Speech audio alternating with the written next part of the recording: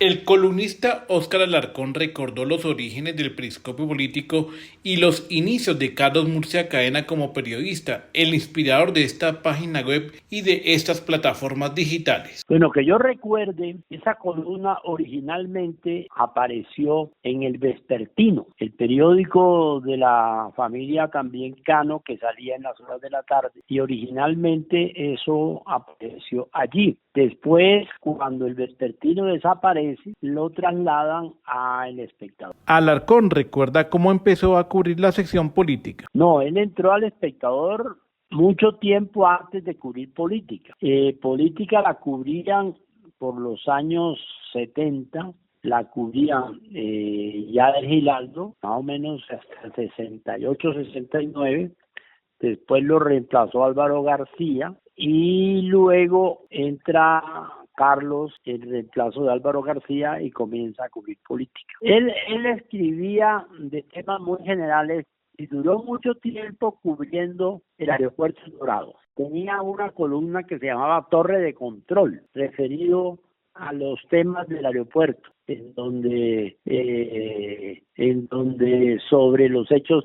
Es decir, es que el aeropuerto era también una fuente de información bastante importante, porque en el aeropuerto pues se sabía o se informaba sobre el personaje que llegaba, sobre el político que salía para el exterior y que daba noticias, el ministro que viajaba a la provincia, todo eso. Es decir, el aeropuerto era un sitio de información muy apetecido por los reporteros. Y Carlos duró bastante tiempo cubriendo esa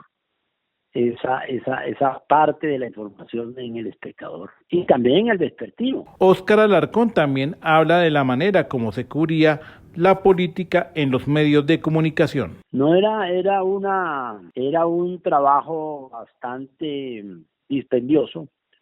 Normalmente se cubría en el Congreso, ¿no? En donde estaban congregados pues los políticos de la época.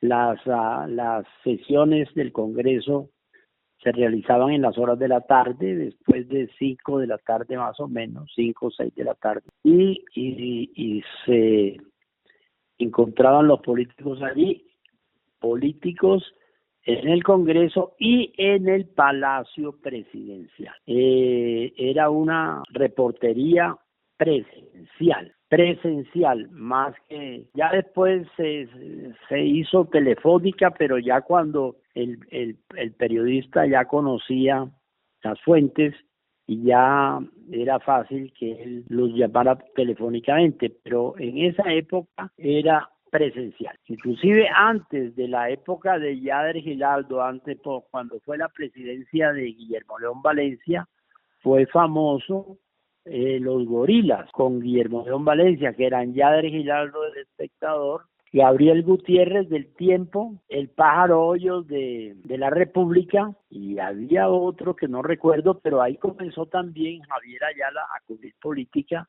en El Siglo. Después pasó a cubrir económicas al Espectador. En esa época el periodismo era influyente en la agenda nacional. Mira, en esa época lo que decían los periódicos, Tiempo y Espectador sobre todo, era la verdad revelada. La radio eran unos noticieros de media hora.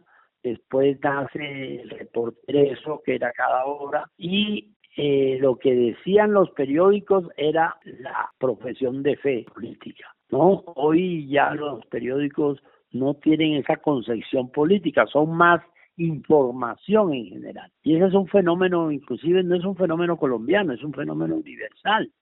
Los periódicos de los años 30 de todo el mundo eran periódicos políticos. Después pasan a ser periódicos informativos generales, ¿no? Es que ya antes uno salía y veía en los buses a los señores en Bogotá de saco, corbata, en el bus, leyendo los periódicos de la mañana, leyéndolos ahí mientras